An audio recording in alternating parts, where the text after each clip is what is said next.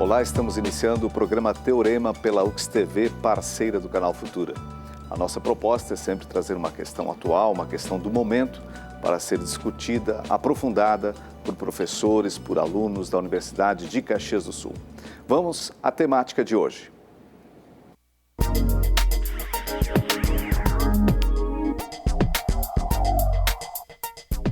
Bullying é um termo da língua inglesa que se refere a todas as formas de atitudes agressivas, sejam verbais ou físicas, intencionais e repetitivas, que ocorrem sem motivação evidente. Essas atitudes são exercidas por um ou mais indivíduos com o objetivo de intimidar ou agredir outra pessoa sem que essa tenha a possibilidade ou capacidade de se defender.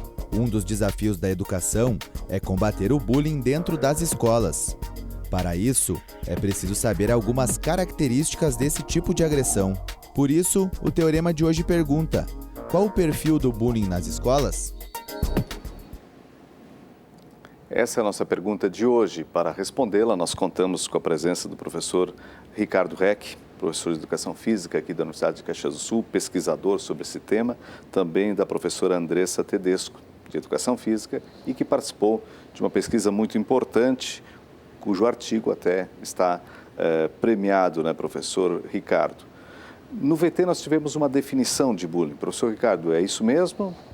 Isso mesmo. A introdução do programa colocou o conceito perfeito, né? O bullying ele é toda agressão física ou verbal que é feita repetidamente contra alguma pessoa. Então, por exemplo, aquela agressão única que acontece, né, lá na escola, aquele episódio isolado, não é caracterizado como bullying, né?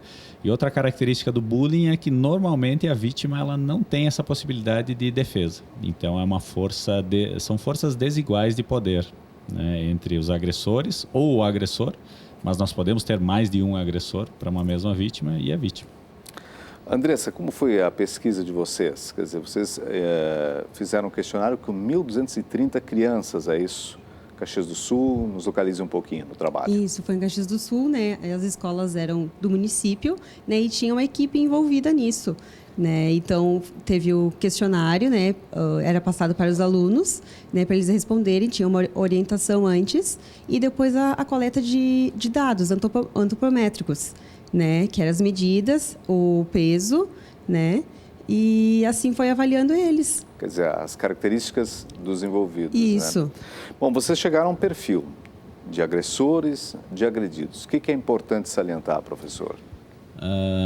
Como a Andressa colocou, além de todo o questionário que nós aplicamos, nós realizamos medidas antropométricas com eles, né? De peso, altura, medida da cintura e dobras cutâneas. Nós não encontramos uma associação entre qualquer uma das medidas antropométricas e ser agressor ou vítima de bullying. Quer dizer, a relação física não está aí. Ela não, nessa questão, né? Mas nós sabemos que todo diferente ele acaba sofrendo algum tipo de discriminação dentro da escola. Então não é só a criança mais gordinha ou mais magrinha, é o mais alto, o que usa óculos, o que se destaca demais nas aulas ou o que se destaca de menos.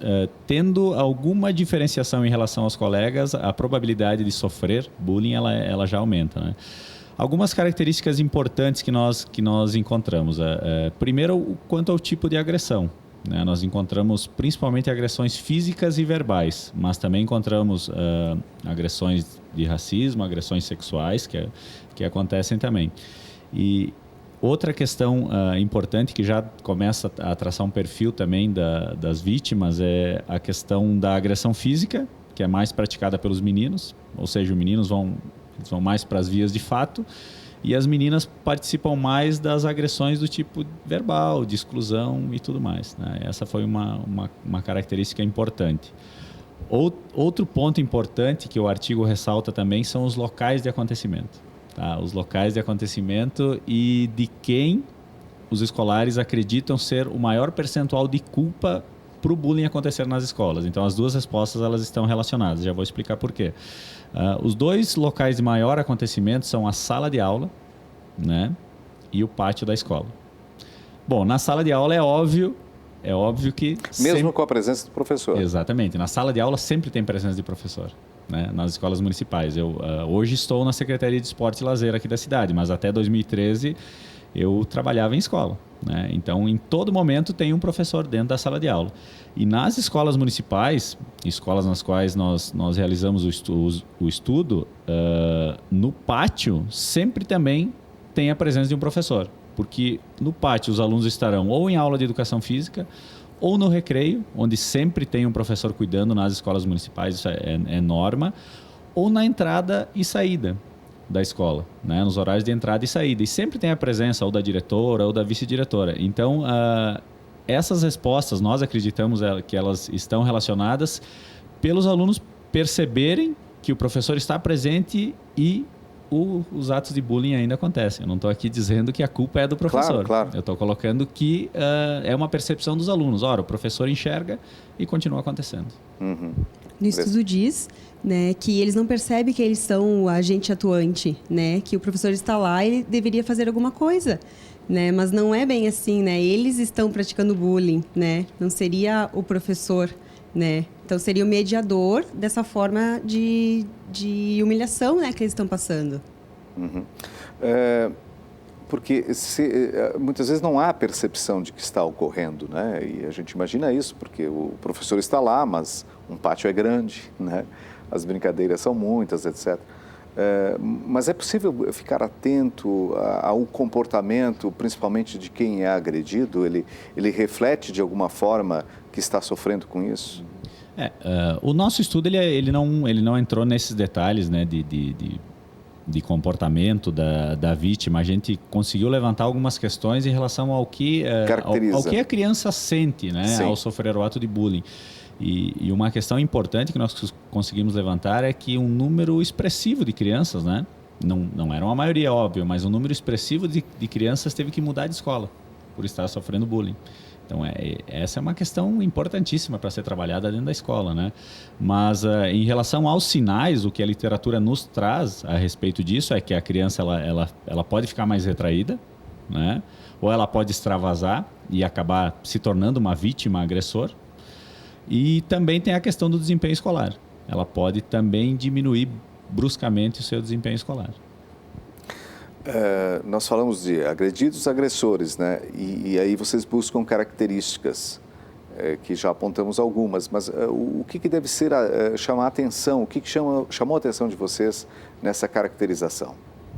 Tem um fator que é a imagem corporal, né? Que a maioria que não se sente bem com a sua imagem corporal, né? É aquele que às vezes ou pratica o bullying, né? Ou está sendo...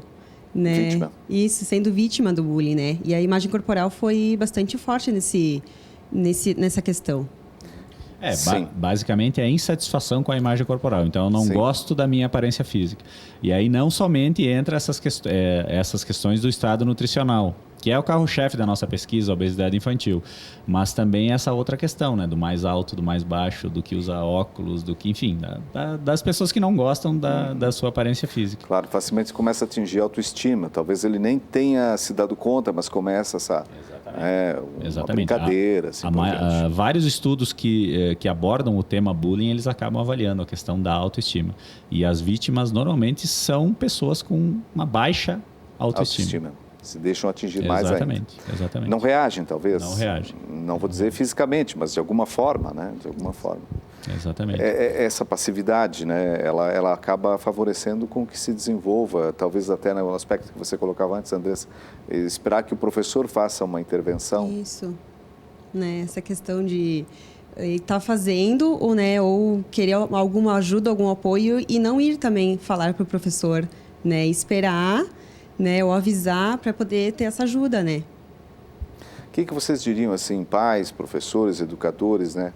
Qual a grande contribuição que a pesquisa traz para eles? Em relação ao perfil mesmo, as características. O título do artigo é Prevalência, né, onde nós mostramos o percentual de crianças que praticam e que sofrem bullying, né, de vítimas e agressores, e as características.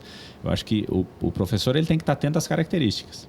Porque estando atento às características, vai ser possível dele identificar tanto as vítimas quanto os agressores. E aí ele vai poder tomar alguma medida. Certamente. E essas medidas, quer dizer, para pais e professores, enfim, elas começam na prevenção sempre, né, Carlos? Claro.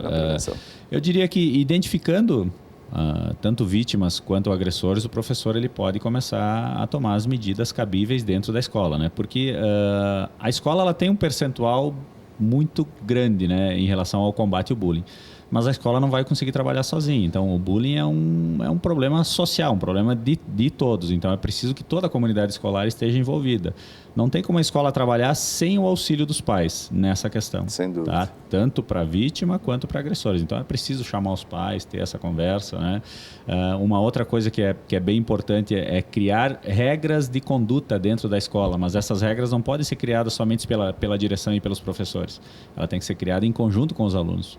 Eles precisam sentir-se parte daquilo que eles estão construindo. E aí, realmente, eles vão conseguir, né, obedecer essas regras de conduta.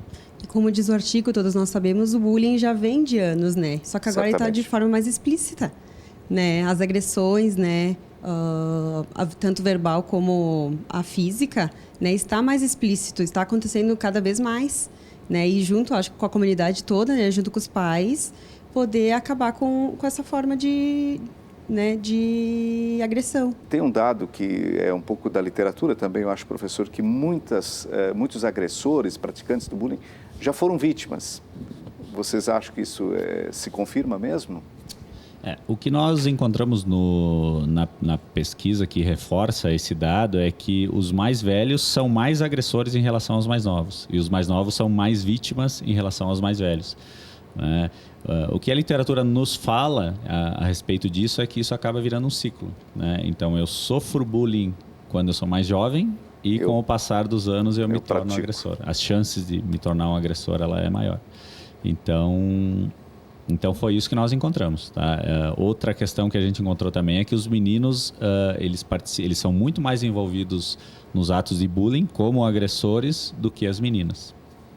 Por que será? Sociedade machista já se reflete aí? O menino extravasa mais? O que você acha, Andressa? Os meninos são mais... têm um perfil mais forte, né? Eles buscam, né, o status, né, perante as meninas. Então, as meninas são mais retraídas, né? Fazem mais fofoca, né? Mais agressão verbal. Já os meninos não, eles partem para agressão, né? Isso mostra no estudo, né, que os meninos são mais agressores, né, do que a parte das meninas. Quer dizer, a competição ali ela já existe naquela raiz do ser humano, né? Os guerreiros aí tem que mostrar que dão resultado, professor. Exatamente. Uma das possíveis explicações que a gente coloca no estudo é que realmente esse comportamento machista da nossa sociedade ele pode estar sendo, né, ele pode estar tendo reflexos lá na infância e na adolescência, na idade escolar das crianças. Por isso é uma questão também cultural de se trabalhar. Vocês percebem assim, poxa, tem alguma outra característica que está aí que pode ser um indicativo que nós não falamos até agora? Uma variável interessante que nós estudamos foi o comportamento sedentário. Então, nós perguntávamos assim para as crianças, quantas horas por dia elas ficavam em frente à televisão, videogame ou computador? Porque o fenômeno é o mesmo, né? Assistir televisão, jogar videogame ou computador. E nós chamamos essa variável de hábito sedentário. Tá?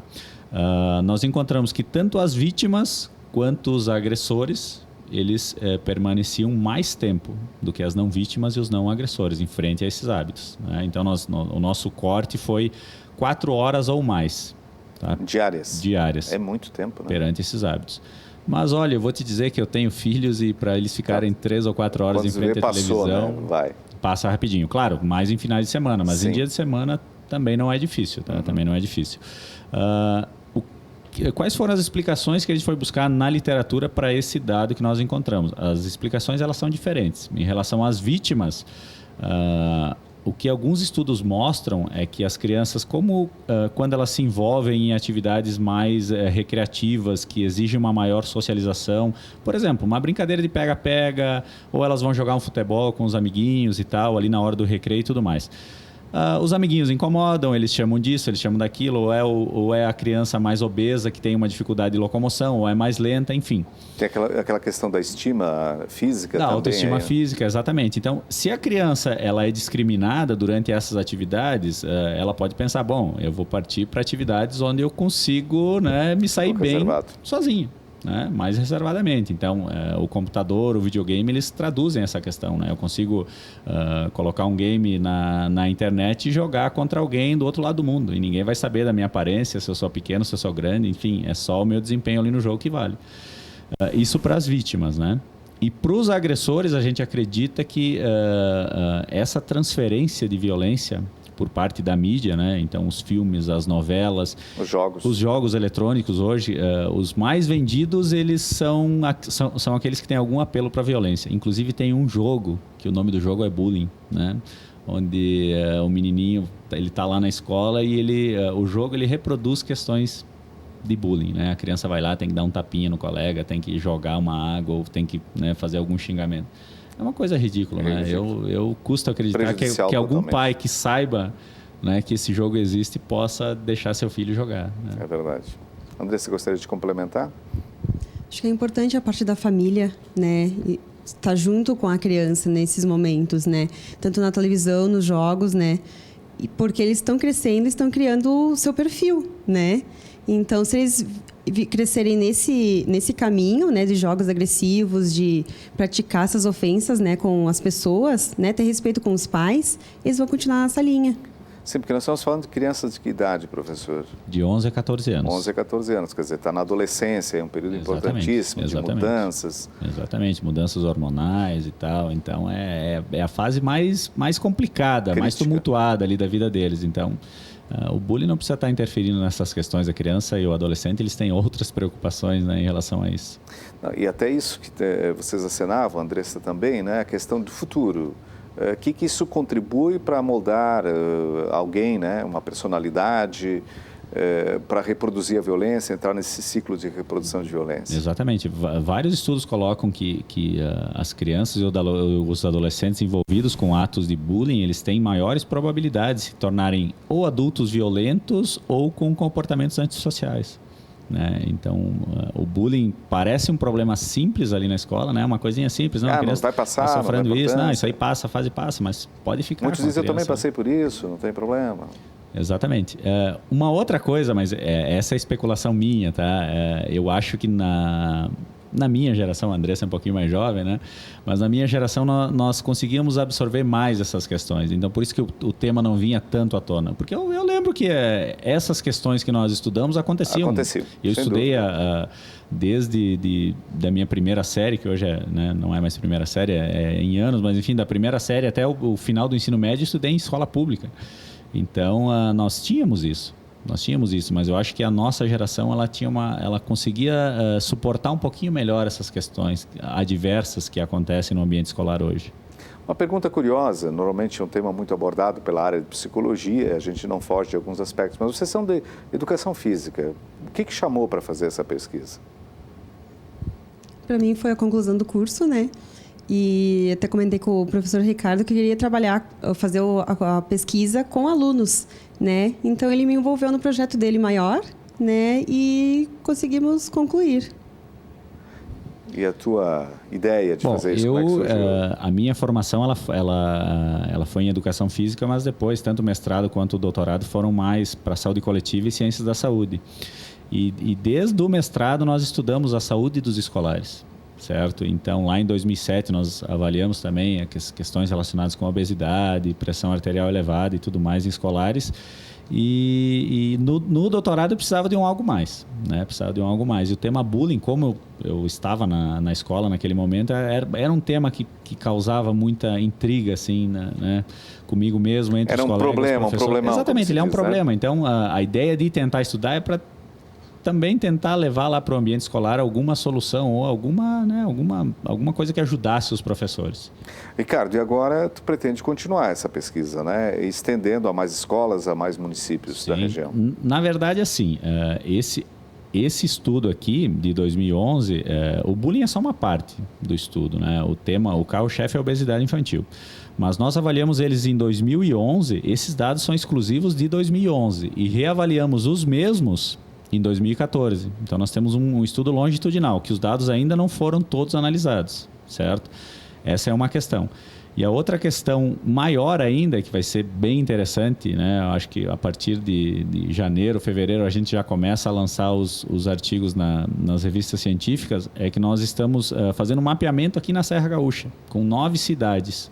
Né? Então, 3 estudos amostrais em Caxias, Bento e Farroupilha, e 6 estudos com a população de escolares naquelas cidades. Então, a gente está fechando 9 cidades, teremos um número de mais de 4 mil escolares avaliados e várias questões relacionadas à saúde. O bullying, a obesidade, a imagem corporal que a gente citou aqui, os sintomas para transtornos alimentares, hábitos alimentares, exercício físico, hábito sedentário. Então, tem um monte de variáveis aí que a gente vai começar a explorar, mas agora de uma maneira mais macro, né? A gente vai ter uma boa fotografia de como estão, né, as crianças, os escolares aqui da Serra Gaúcha em relação a essas questões.